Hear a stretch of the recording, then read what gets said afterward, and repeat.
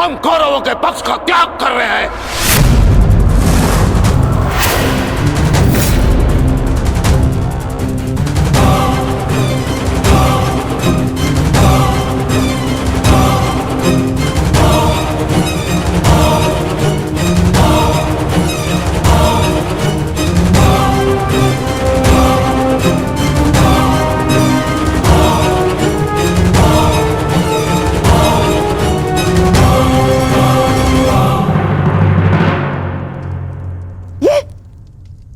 ये क्या किया तुमने?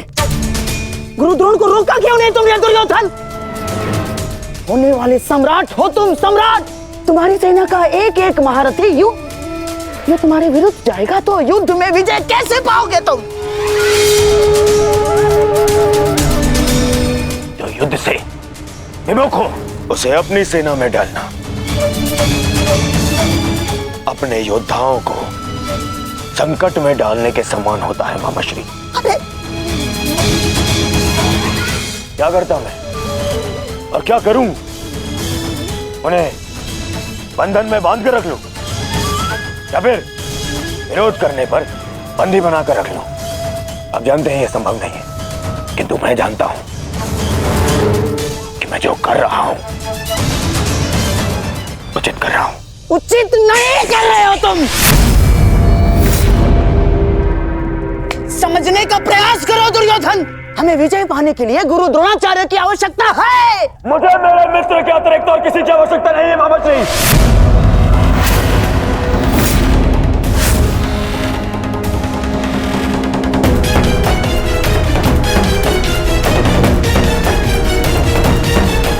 आओ सेनापति कर्ण, तुम्हारा स्वागत है। बताओ हम सबको कल के लिए हमारी क्या व्यू रचना रहेगी? मित्र, गांधार नरेश उचित कह रहे हैं। इस युद्ध को जीतने के लिए हमें गुरु द्रोण की आवश्यकता है। हाँ, देखो समझाओ इसे, समझाओ इसे। व्यू रचने में उनसे अधिक श्रेष्ठ और कोई नहीं, और पितामह के पश्चात केवल गुरु द्रोण हैं जो सभी पांडवों की दुर्बलता जानते हैं। इसलिए उनका हमारे पक्ष में होना बहुत आवश्यक है मित्र। और मैं तुम्हारी सुरक्षा के लिए सदैव तत्पर रहूंगा मित्र, ये मेरा वचन है। परंतु कर्ण, अब क्या किया जाए? गुरु द्रोण को कैसे मनाया जाएगा युद्ध के लिए?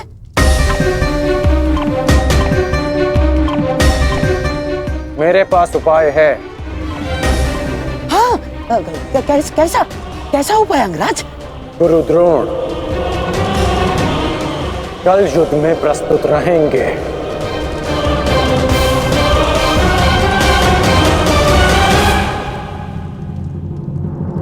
पिताश्री, आप चाहते हैं ना कि मैं युद्ध भूमि में ना जाऊं, तो ठीक।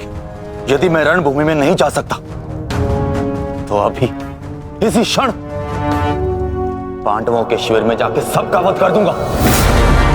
परंतु युवराज दुर्योधन की सहायता जरूर करूंगा, चाहे इसके लिए मुझे अपने प्राण भी क्यों ना गंवाने पड़े। अश्वत्थामा,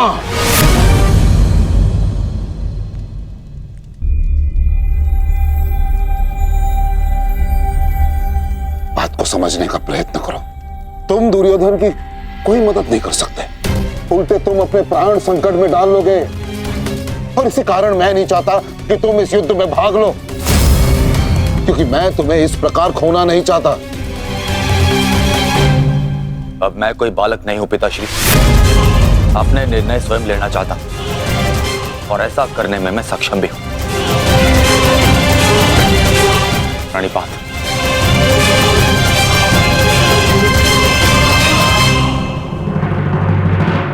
अब तक तो पितामह कौरव की रक्षा करते आए हैं, परंतु अब कौरव की ढाल शेष नहीं।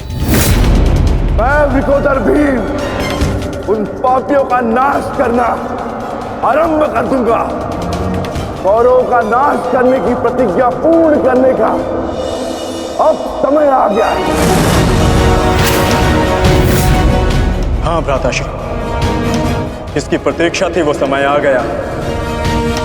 सूर्य उदय होते ही हम सभी इस युद्ध की समाप्ति का आरंभ करेंगे।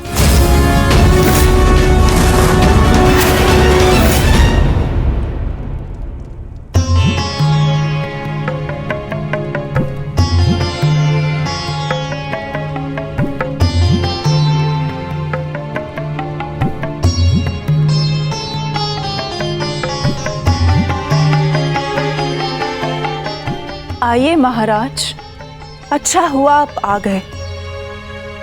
मेरा स्वयं ही आपसे बात करने का मन हो रहा था।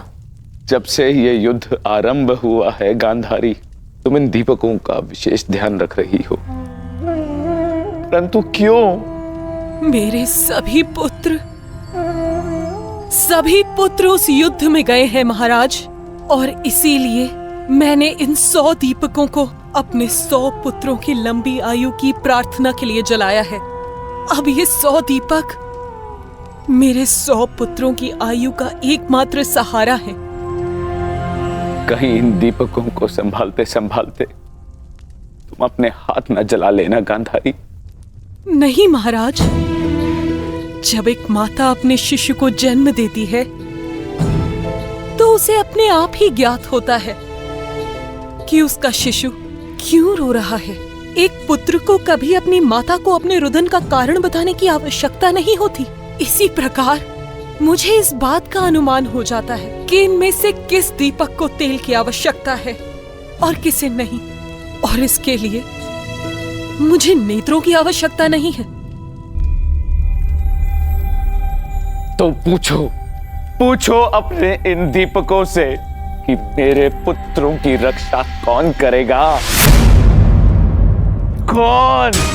मैंने अभी भी आशा नहीं छोड़ी है महाराज।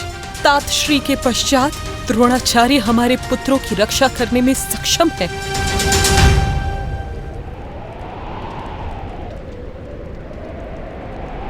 गुरुद्रोण बाहर आइए, शीघ्र बाहर आइए।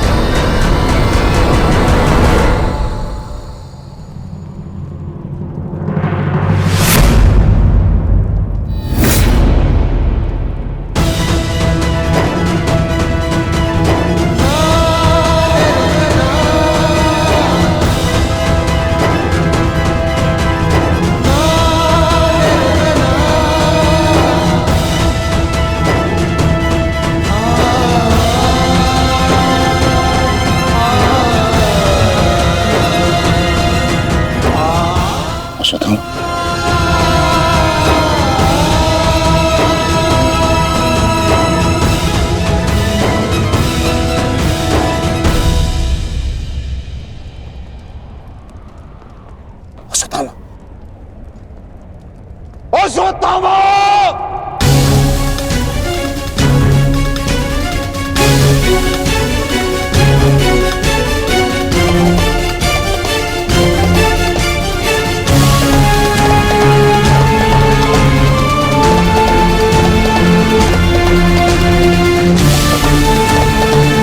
किसने किया ये सब मंगल? उत्तर दो मुझे! किसने किया? पांडव।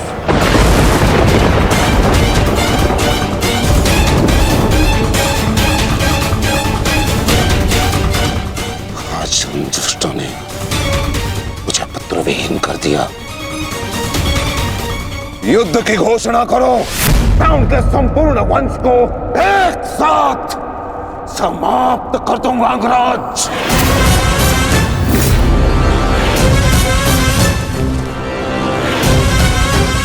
अपने पुत्र के हथियारों से मैं प्रतिशोध लूंगा।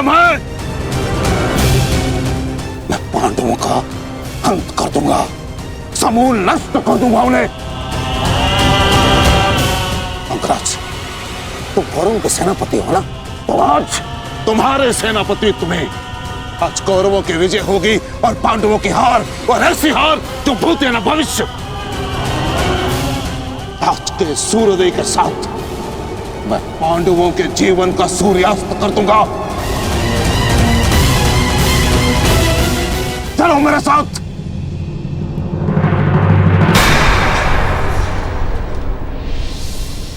अब किस बात की प्रतीक्षा है अंगराज? सूर्योदय होने वाला है, चलो मेरे साथ। परंतु आप तो एक सूत पुत्र के अधीन युद्ध में भाग नहीं लेना चाहते थे आचार्य।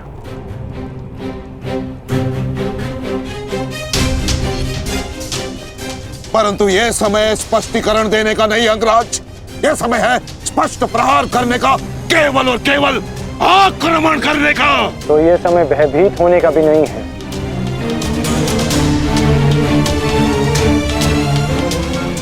घुमा फिरा के बातें मत करो अंगराज, जो कहना है स्पष्ट रूप से कहो। कहना क्या चाहते हो तुम? सत्य कहना चाहता हूं आचार्य। आपने ये युद्ध मेरे सूत पुत्र होने के कारण नहीं छोड़ा था।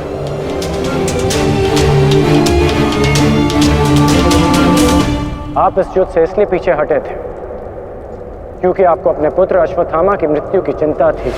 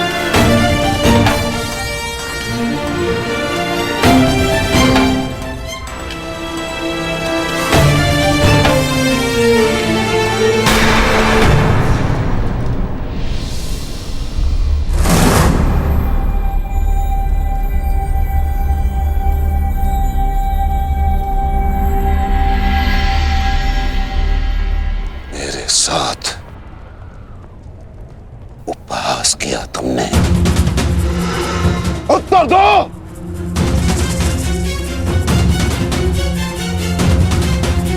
मैं क्षमा चाहता हूं आचार्य, परंतु मैंने ये सब आपका उपहास उड़ाने के लिए नहीं, आपको सत्य का आभास कराने के लिए किया है।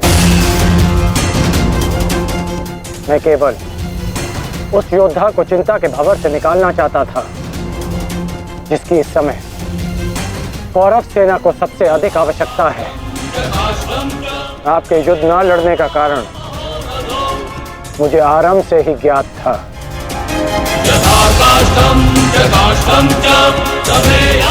पुत्र खो देने की पीड़ा से मैं भली भांति अवगत हूं, परंतु इसका अर्थ ये नहीं कि एक योद्धा अपना कर्तव्य निभाना भूल जाए। जो आक्रोश आपने अभी दिखाया, यदि वही आक्रोश आप युद्ध भूमि में रखेंगे तो ये मेरा विश्वास है कि आप कौरव सेना और अपने पुत्र को सदैव सुरक्षित रख पाएंगे।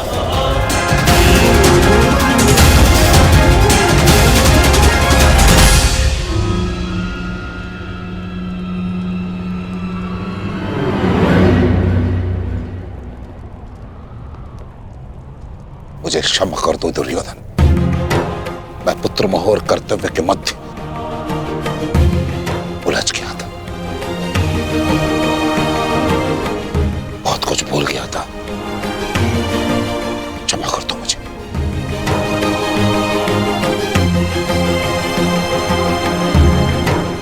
गुरु द्रोण, आप सेनापतित्व स्वीकार कर कौरवों की जीत सुनिश्चित करें और आपके पुत्र की सुरक्षा मैं सुनिश्चित करूंगा। ये मेरा वचन है कि जब तक मैं जीवित हूं, मृत्यु अश्वत्थामा के निकट भी नहीं आएगी।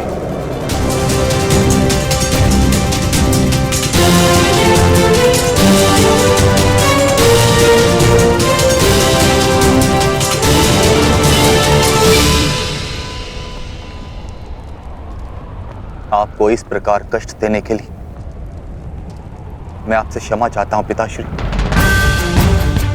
किंतु आपका पुत्र और एक शिष्य होने के नाते मैं आपको अपयश का भागी होने से बचाना चाहता हूं। पिताश्री, मैं आपसे एक वचन मांगना चाहता हूं कि जिस क्षण आप रणभूमि में उतरेंगे उसी क्षण आप अपने हृदय से मेरे प्रति पुत्र मोह को त्याग देंगे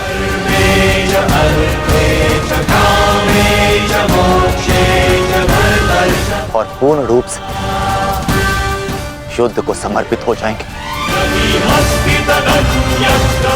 वचन दीजिए पिताश्री, मुझे वचन दीजिए।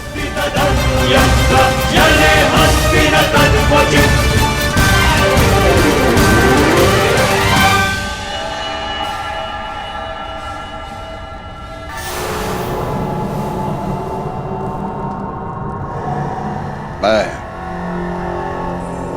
वचन देता हूं,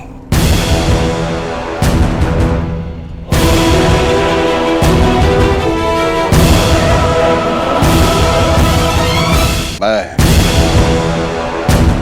वचन देता हूं।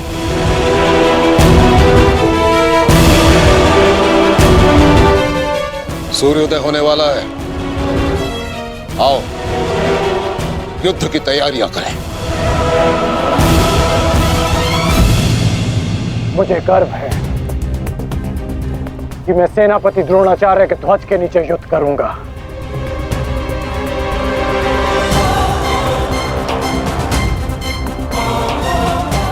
मैंने तुम्हें पहले भी कहा है मित्र, मुझे तुम पर पूर्ण विश्वास है। तुम्हारा हर एक निर्णय मेरे ही हित में होगा।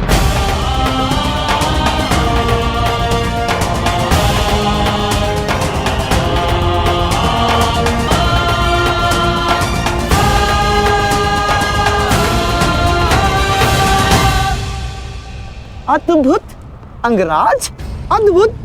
आप तो कुशल नीतिकार निकले। नहीं, मेरा मित्र नीतिकार नहीं है, वो तो एक कुशल संचालक है, एक कुशल सेनापति है। कर्ण, मैं आज बहुत प्रसन्न हूं और गर्व का अनुभव कर रहा हूं कि तुम मेरी ओर से युद्ध लड़ रहे हो।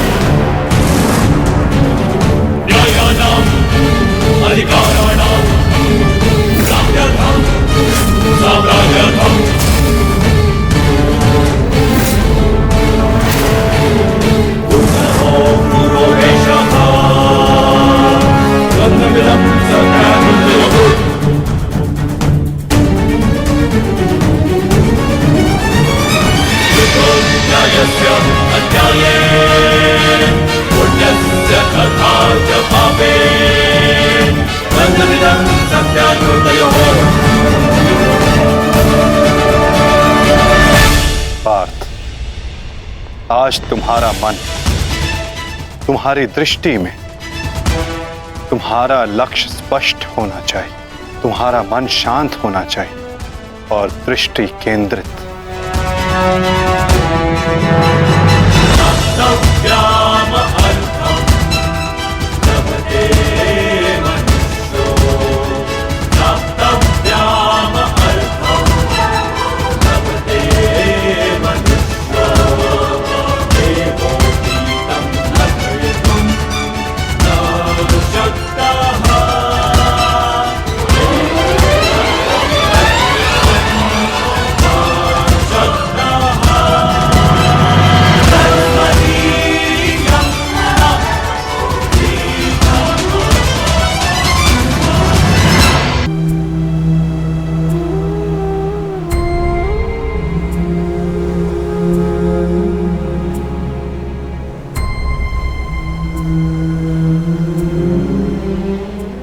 मुझसे कुछ मांगने आई हो सुप्रिया?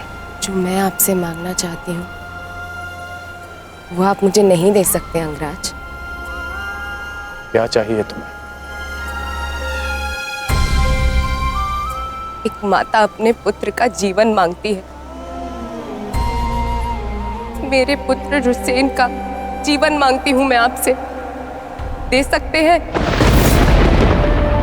नहीं ना, क्योंकि इतने बड़े दानवीर भी नहीं हैं आप अंगराज, इसलिए अनुमति मांगने आई, जाने की अनुमति। मुझे समय चाहिए, तब तक जब तक मुझे आपको देखकर मेरे पुत्र की याद आनी बंद हो जाए।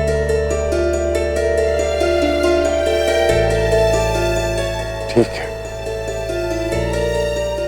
यदि तुम्हें समय चाहिए तो तुम्हें समय मिलेगा, परंतु एक दिन तुम्हें भान होगा कि यहाँ इस युद्ध में केवल तुम्हें ही सहारे की आवश्यकता नहीं है सुप्रिया। और जब तुम्हें इस बात का स्मरण होगा, आशा करता हूं कि मेरे पास तुम्हें देने के लिए समय हो।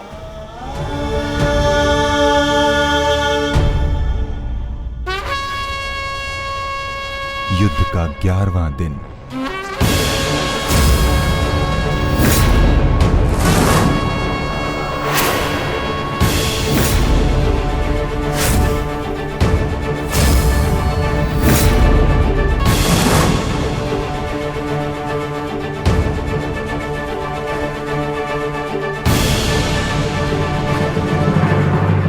क्या सोच रहे हो भीम? कौरवों की गिनती कर रहा हूं, ज्येष्ठ, जिनका मैं आज से अंत करना आरंभ करूंगा।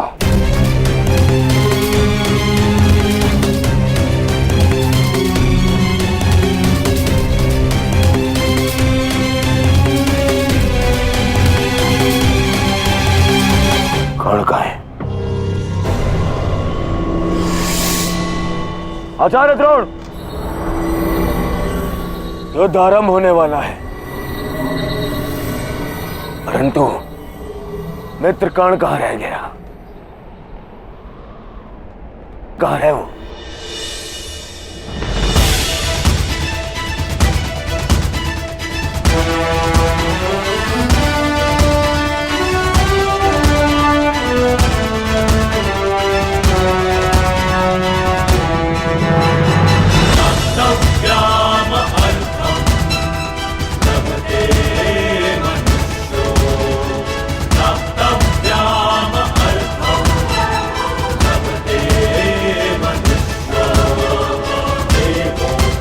संसार के वीर योद्धाओं से कहीं अधिक श्रेष्ठ सिद्ध होगे।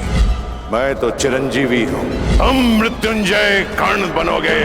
कर्ण बनोगे।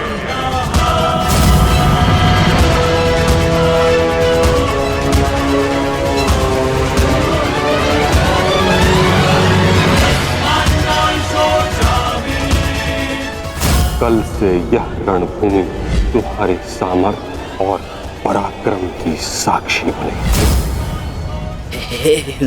मृत्यु यार, यदि तू आने को प्रसन्न मुख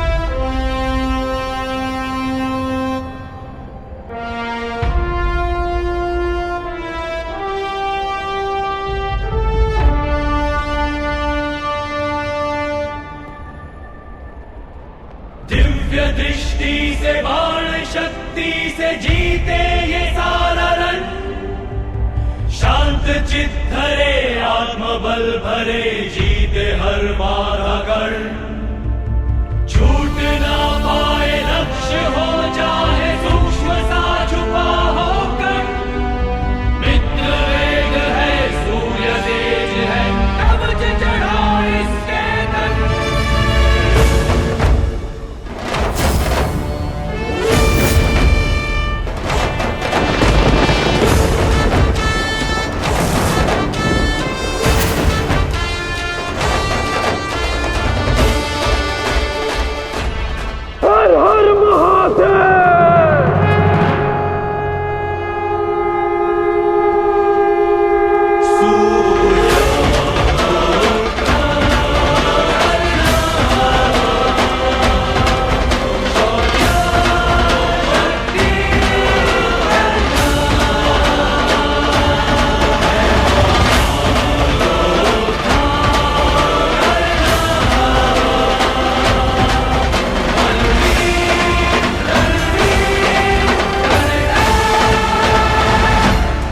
आक्रमण! आक्रमण!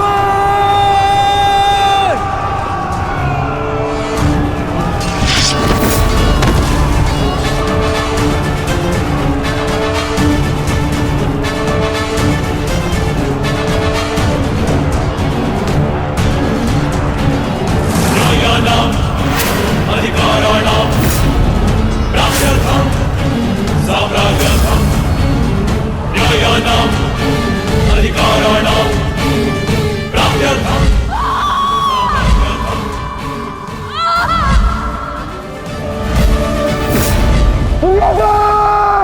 मैं तुम्हें आज नहीं छोड़ूंगा। आओ नकुल, व्यू का घेरा मत तोड़ाओ। ठहरो नकुल, ठहरो। सहदेव, हमें नकुल की सहायता के लिए उसके पीछे जाना होगा अभी।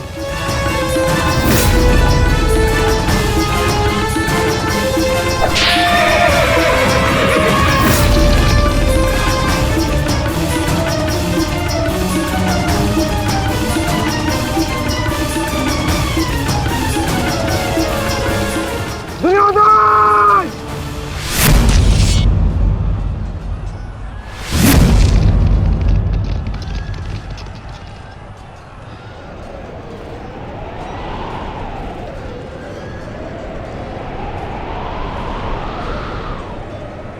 कुरुक्षेत्र की इस युद्ध भूमि में तुम्हारा स्वागत है, महारथी कर्ण।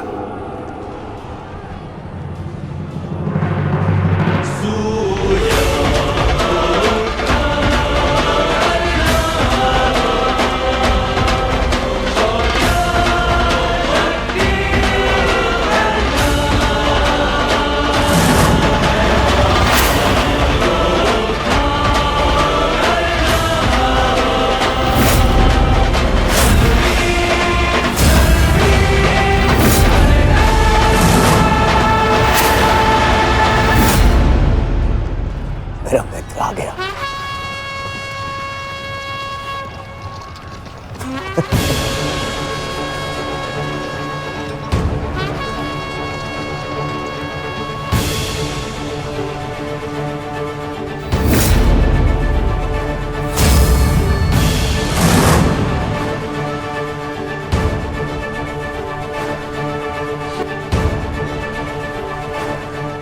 सज्ज हो ना पार्थ।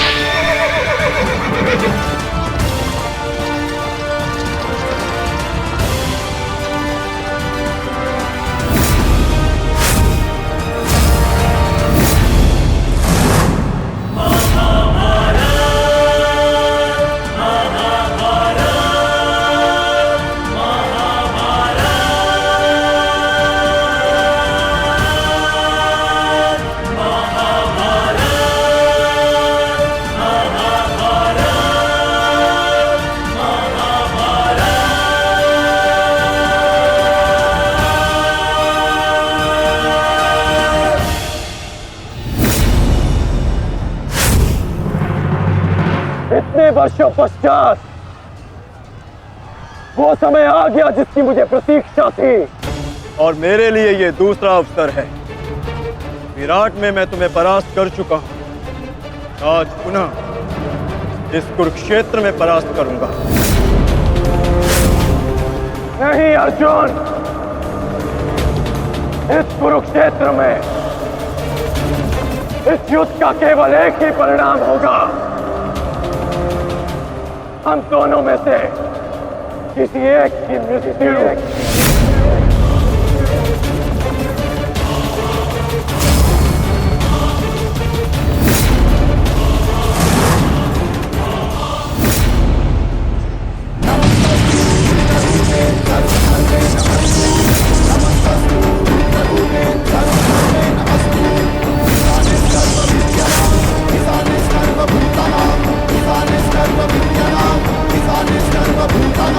ब्रह्माधिपति ब्रह्मण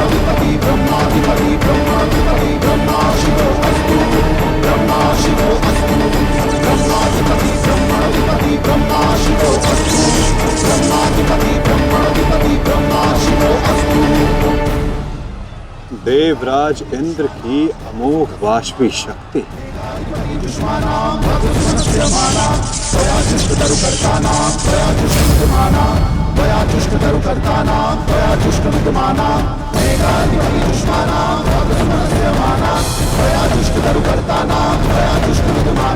आज तुम्हारे लिए अत्यंत भाग्यशाली दिन है अर्जुन, कि मैं तुम्हारे पिता के दिए गए अस्त्र से तुम्हारा ही वध करूंगा। सावधान अर्जुन!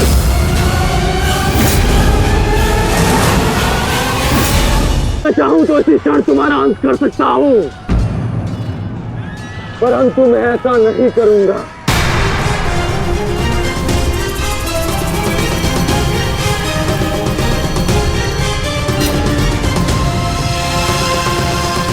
क्योंकि यदि मैंने ऐसा किया तो एक प्रश्न सदा के लिए अनुत्तरित रह जाएगा कि हम दोनों में से कुशल योद्धा कौन है।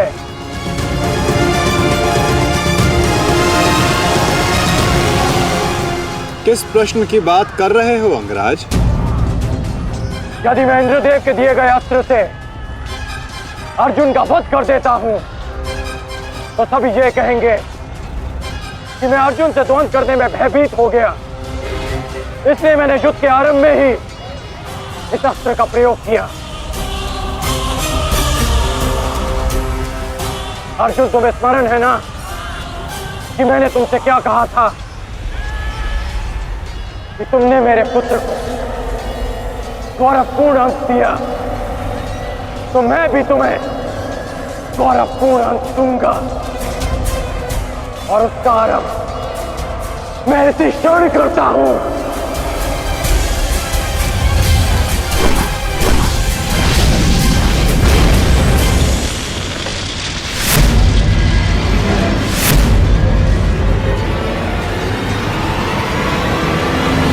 तुम्हें जिस अस्त्र का प्रयोग मुझ पर करना है तुम कर सकते हो कर्ण, क्योंकि मुझे स्वयं के समर्थ पर पूर्ण विश्वास है। आज मैं सिद्ध कर दूंगा कि मैं तुमसे अधिक कुशल योद्धा हूं। शीघ्र ही यह सिद्ध हो जाएगा कि कौन अधिक कुशल है।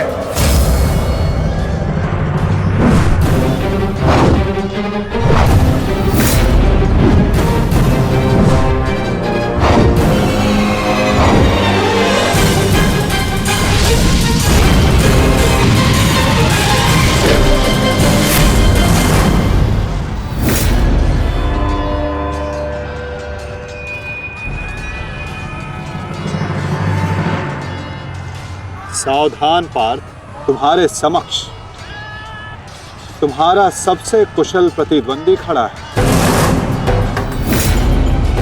गंगा पुत्र केवल तुम्हारे प्रहारों को रोक रहे थे, परंतु कर्ण तुम पर प्रहार करेगा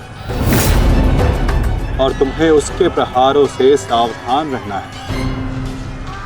स्वयं को बचाना है पार्थ।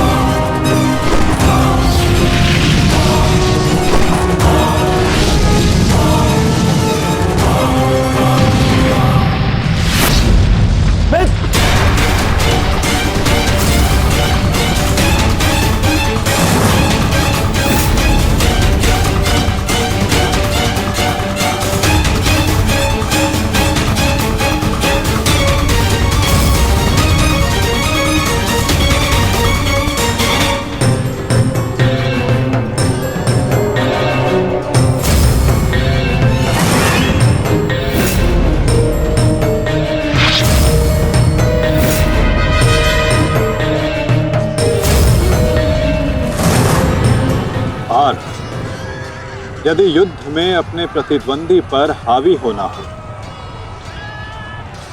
तो अपने क्रोध को स्वयं पर हावी होने मत दो।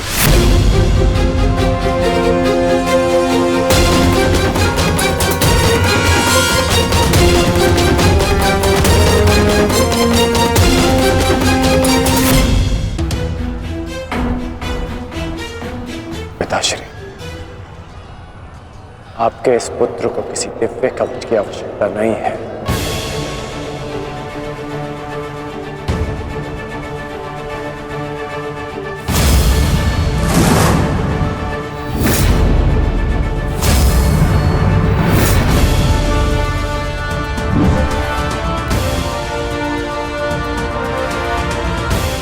हट जाओ मेरे मार्ग से। मेरा लक्ष्य वो 100 कौरव भाई है, तुम लोग नहीं।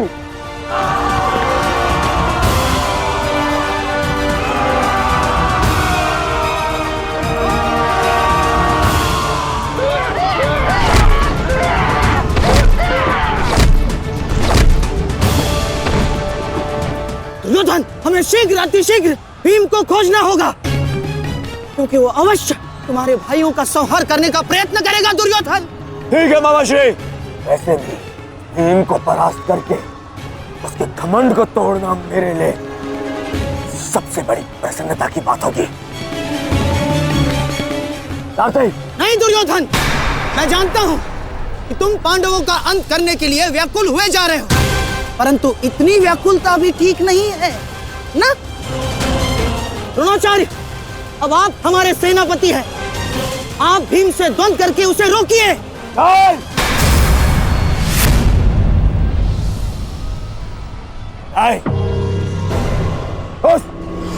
उस भीम के लिए मैं ही पर्याप्त हूं और किसी को उसके लिए जाने की आवश्यकता नहीं है।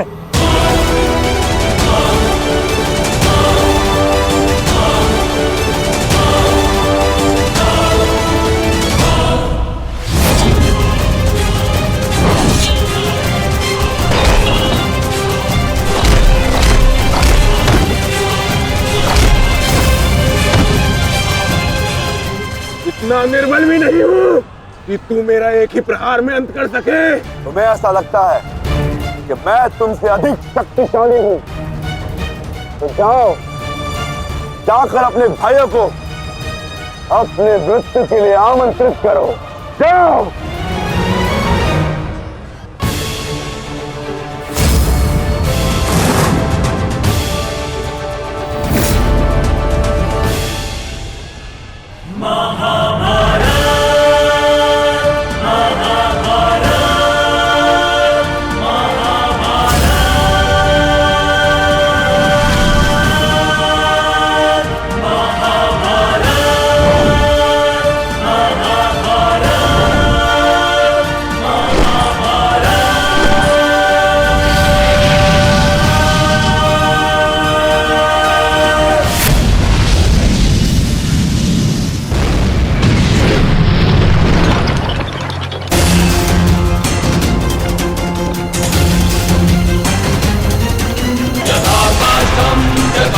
स्वयं को संभालिए अंगराज, रथ मेरे हाथ से बाहर हो रहा है।